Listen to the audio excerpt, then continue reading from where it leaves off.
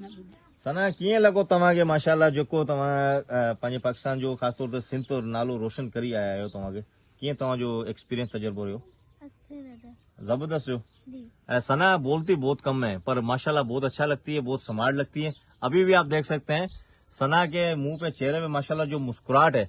हमारी यही दुआ है दिल से दुआ निकल रही है कि अल्लाह पाक इसकी मुस्कुराहट सारी जिंदगी ये जो है इसकी बरकरार और तजो ताज़ा इसका जो चेहरा वो रहे और ये अपने मुल्क और पाकिस्तान सिंध का नाम रोशन करे सना आप दूसरी बच्चियों के लिए क्या पैगाम देना चाहती हो दूसरी बच्चे भी आपके लिए आपकी तरह हिम्मत करें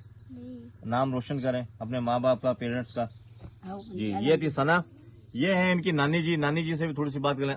नानी अस्सलाम वालेकुम नानी कीअं तव्हां माशाल्लाह तव्हांखे सना कीअं हुई नंढे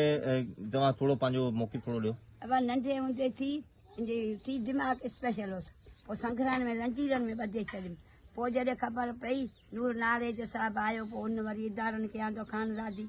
उन्हनि अची ॾिठो पोइ मूंखे वठी विया पोइ जे डोम डॉक्यूमेंट फिल्म ठाहियूं पोइ ड्रोन कैमरा आंदऊं उन ड्रोन कैमरा त सॼी जी रिपोर्टूं वरितऊं पोइ उतां थी कामयाबु थी पोइ उनखे वठी विया डॉक्टर उते ट्रेनिंग ॾिनऊं पोइ ट्रेनिंग ते मामू ऐं असीं वेंदा हुआसीं मीरपुर खां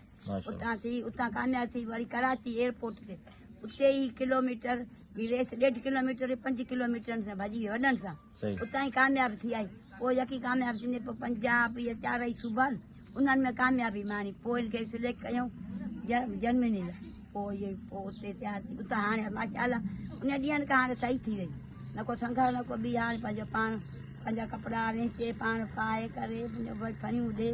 जो करे आगे माँ कंदी ये माशाल्लाह इनकी नानी थी आपने इनका मौक़िफ़ सुना कहने का मकसद ये था कि हमारे इधर कुछ हालत ऐसी किस्म की है किसी बच्ची का ज़हन तवाज़ुन अगर सही नहीं होता तो यहाँ हमारे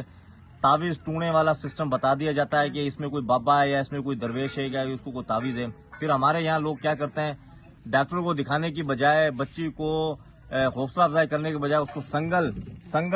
के जरिए उसको जो है बांध कर जंजीरों के घर के अंदर उसको कैद कर दिया जाता है जो इंतहाई गलत अमल है अब हमारे साथ जो है सना जी के जो है हमारे सोशल वर्कर भी है और इनके मामू है इनसे हम पूछते हैं कौन से मुल्क के अंदर ये गई और